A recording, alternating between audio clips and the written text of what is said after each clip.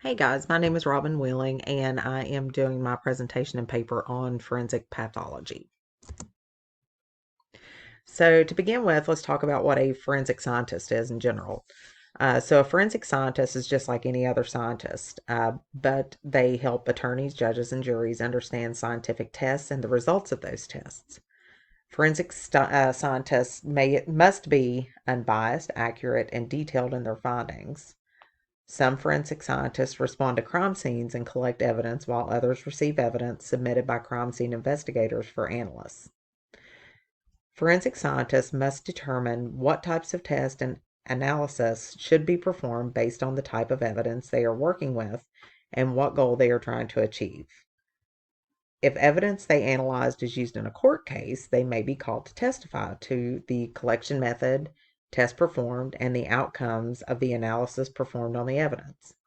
Forensic scientists are considered expert witnesses in their field of study and are allowed to give their opinion of what test results could possibly mean.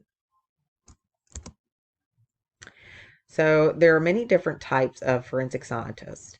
This could include fingerprint analysts who can help identify people from their fingerprints, DNA analysts who use DNA to help identify victims, narrow down suspects, and exclude or detect an offender for a crime. Forensic entomologists who use insects to determine times of death, places of death, and manner of death. Blood spatter analysis can determine many different important aspects of a crime scene from the blood patterns and spatter left behind. Forensic anthropologists can use skeletal remains to determine race, sex, age, and even the height of victims that can no longer speak for themselves. Firearms examiners can also help determine if a firearm was used in a specific crime. Then, lastly, we have a forensic pathologist. So, forensic pathologists are very similar to a medical examiner, but they're generally consulted when the death is determined to be suspicious in nature. Like a medical examiner, forensic pathologists are medical doctors that have been through the same training as a regular doctor. However, this type of doctor is specially trained to conduct autopsies that identify disease, injury, or poisoning. Most forensic pathologists are also trained in other areas such as toxicology, botany, and entomology. Forensic pathologists use autopsies to determine the case and manner of death, and may also visit crime scenes to better understand the situation surrounding the death. Forensic pathologists may also use dental and medical records to identify the deceased when visual identification is impossible. As mentioned, forensic pathologists are medical doctors, which means before they can begin learning the specifics of forensic pathology, they must first finish their bachelor's degree.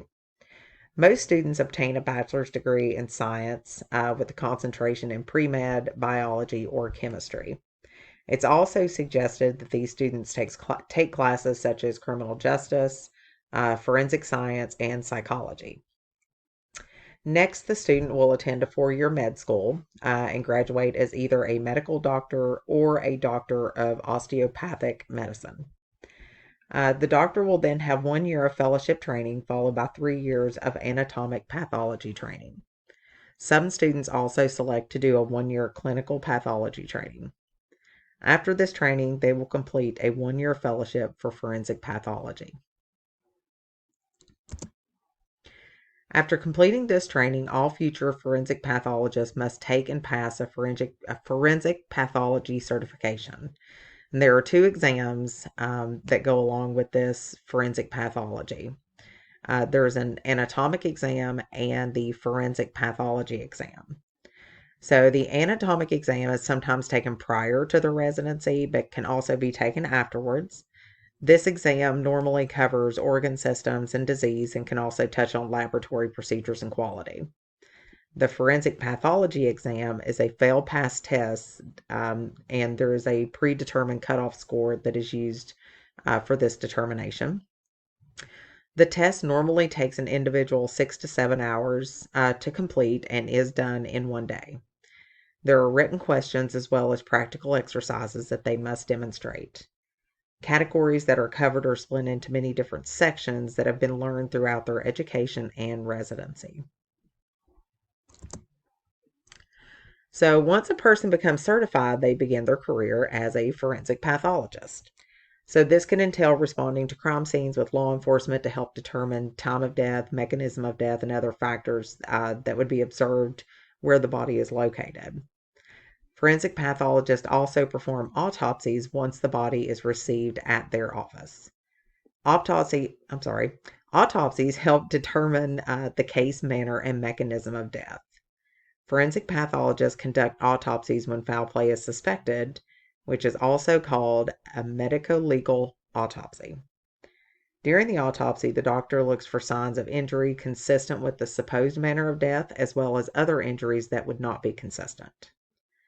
Other forms of evidence are also collected, if located, such as pollen, dirt, insects, hair, bodily fluid, skin, and other biological evidence. So, forensic pathology is a very important part of forensic science. Forensic pathologists can help loved ones that are left behind to gain a better understanding of what happened to their loved ones. They can also help law enforcement during investigations and educate judges and juries so they can make informed legal decisions. And they can also help educate the public on disease trends and fatal social epidemics, such as fentanyl overdoses. And that is all of my presentation, and these are my references.